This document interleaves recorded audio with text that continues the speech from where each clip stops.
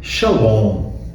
Uma vez que o ato sexual torna duas pessoas uma só carne, quando a Bíblia nos fala, deixará o homem, o pai, a mãe se unirá à sua mulher, serão os dois uma só carne, ele está trazendo uma verdade que é física, espiritual e emocional também. Então, por isso, por exemplo, a Bíblia fala que até mesmo aquele que se liga, ou se deita, ou se relaciona intimamente com uma prostituta, também se faz uma só carne com ela. Porque esse é um mistério de unidade que é estabelecido e selado pelo ato sexual. Então, as relações sexuais antes do casamento também geram vínculos. Ou seja, não importa se é solteiro ou casado, uma vez que tem relacionamento sexual, os vínculos estão sendo estabelecidos.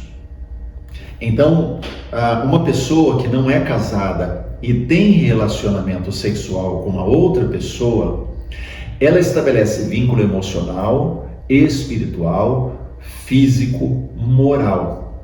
O nosso corpo, e não podemos esquecer disso, é templo do Espírito Santo. E quando esses vínculos são estabelecidos, estamos estabelecendo vínculos com o templo do Espírito Santo. Quando nós nos ligamos emocionalmente com uma outra pessoa de forma excessiva, estamos ligando o templo do Espírito Santo a outra pessoa. Quando temos intimidade com a outra pessoa, estamos estabelecendo vínculos com o templo do Espírito Santo, entre o templo do Espírito, que somos nós, o nosso corpo, com aquela outra pessoa. Não podemos perder isso de vista, porque os vínculos são estabelecidos, uma só carne acontece. Então, o solteiro, quando tem relacionamento sexual ou uma ligação emocional extrema com outra pessoa, então não é casado e tem essa ligação, está estabelecendo um vínculo que pode ser levado depois para dentro do casamento.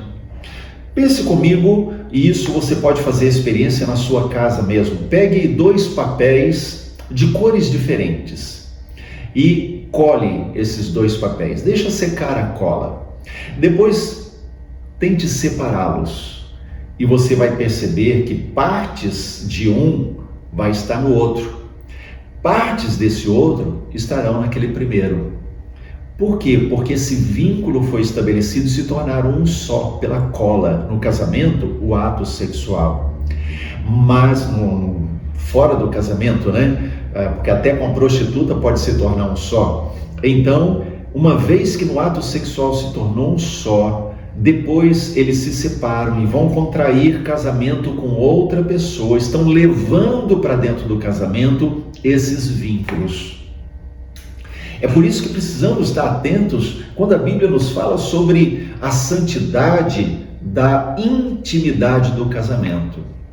Lá em 1 Tessalonicenses, no capítulo 4, os versos 3 a 8, o apóstolo Paulo diz assim: que cada um de vós saiba possuir o próprio corpo em santificação e honra, não com desejo de lascívia, como os gentios que não conhecem Deus, e que nessa matéria ninguém ofenda nem defraude o seu irmão, porque o Senhor, contra todas essas coisas, como antes vos avisamos e testificamos claramente, Ele é vingador, porquanto Deus não nos chamou para impureza, e sim para santificação. Dessarte, quem rejeita essas coisas não rejeita o homem, e sim a Deus, que também vos dá o seu Espírito Santo.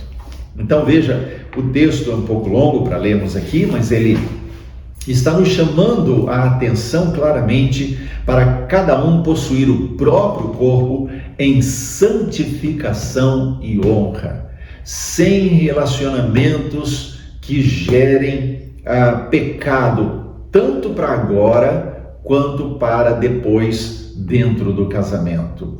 Então ele diz: cada um possua o seu próprio corpo em santificação e honra. Não permita desejos de lascívia, porque isso é coisa de gentio, daquele que não conhece Deus.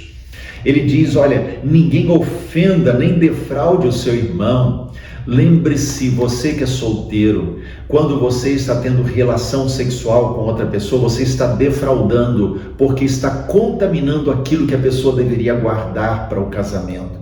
Não importa se ela entende isso, se não entende. Se você entende, faça com que as suas atitudes sejam de santificação para você mesmo e para outra pessoa.